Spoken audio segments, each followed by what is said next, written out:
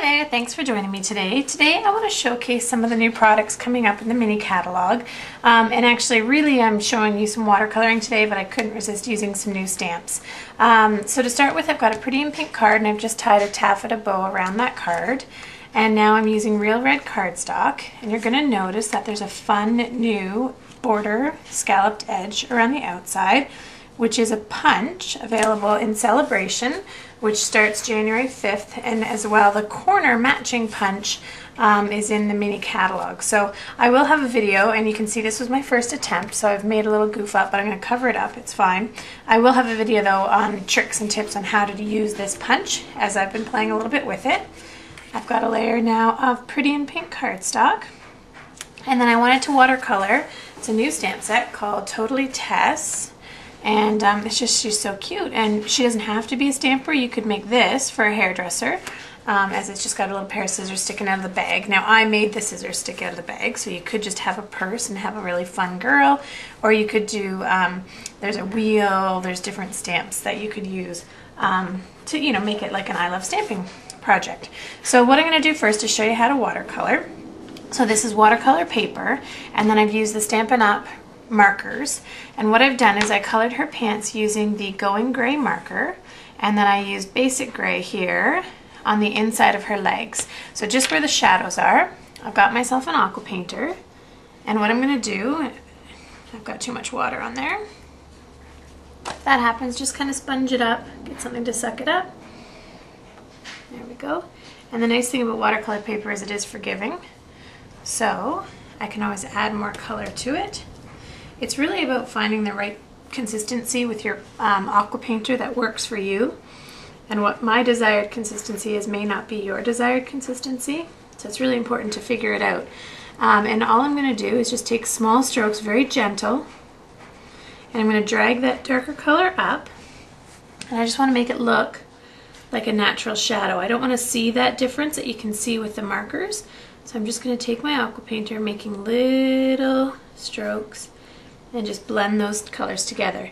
Now if I wanted it to be lighter, I would be dragging the light into the dark, so I'd be going the opposite direction. If I want my shadow to be longer, I'm going to drag that dark into the light.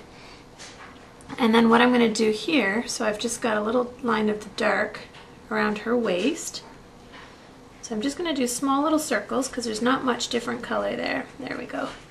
And now I'm just going to go and color along the base of the pants, just so they all have that same watercolored look. Now her shirt, I just colored in pretty in pink. I didn't do any shading on there, so I don't need to watercolor that. But I want her pants to all look kind of the same, I guess, material. There you go. Okay. And now for her hair, I colored her hair in So Saffron. And then I just took my More Mustard marker and I just added some highlights. And then what I'm going to do is I'm just going to take those highlights and I'm just going to try and blend them in. And the more you blend it, the less distinct, you know, that streak is, or that highlight. And you can see here, there we go. I've just got some depth added to my hair, or to her hair. Now I understand when my hairdresser says that I need to add depth, what it means. It's pretty sad it took stamping to teach me that. Okay, so I've just got some extra highlight and color now in her hair. Perfect. So she's my fashionable stamper. And then on the bag, I've got real red marker and some burgundy here, and I just did that because I wanted the bag to look round, or curved. So I'm just going to take that burgundy, and I'm just going to kind of draw that out just a little bit. And once that dries up a bit, I'm going to take the red and I'm going to drag it back. So you'll see it better blended once that dries a little bit.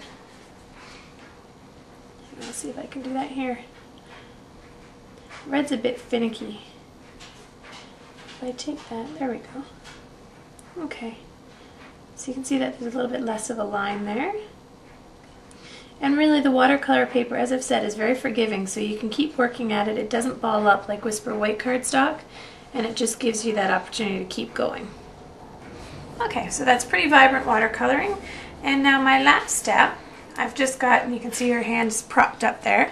I just want to show you how to use the new punches. So some of you have been asking me about the punches. They are flat for easy storage. They've got a little lock here. Unlock it, and your punch opens up.